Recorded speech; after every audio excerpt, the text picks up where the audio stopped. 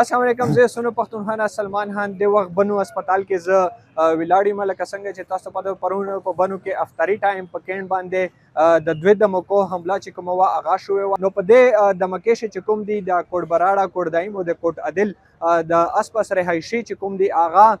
کسان چې کوم هغه وژل شوي وي. مو سره په دا موقع باندې چې کوم دی د هسپتال ترجمان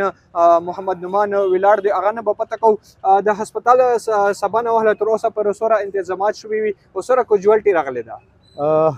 اول خو به د انتظاماتو خبره وکړو، ډېره مننه. پرون چې څنګه د بلاست اواز مونږ ته راغو نو مونږ فوري طور باندې خپل چې MTI بنو هسپتالونه دي هغه مې الرټ کړل، ټوله عمله چې کومه ده هغه مونږ راوغوښتله او دلته مې تعینات کړله. نو شکر الحمدلله مونږ دې ته بالکل ذهني طور باندې تیار وو چې که چېرته کیجوالټیز راشي نو مونږ د دې ته خپل سهولیات چې کوم دي، وسایل چې کوم دي هغې مطابق موږ ته فیسیلیټیټ کولی شو.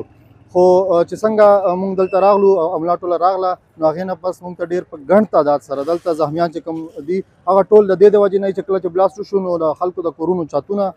دیوالونه او شیشې په کورو کې هغې ماتې شوې، د هغې نه چې کوم زخمیان وي هغه مونږ ته راغلي. اوسه پورې چې کوم مونږ سره تعداد دی هغه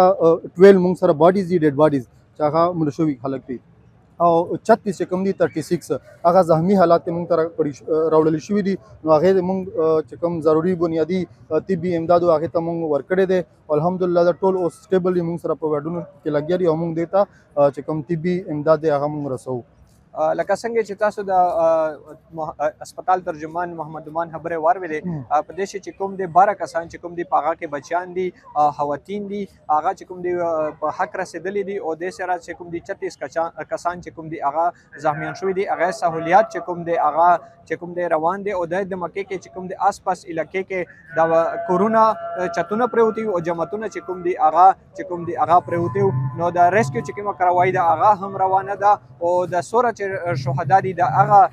جنازه چې کومه هغه په بنو په سطح باندې چې کومه مشترکه ادا کېږي.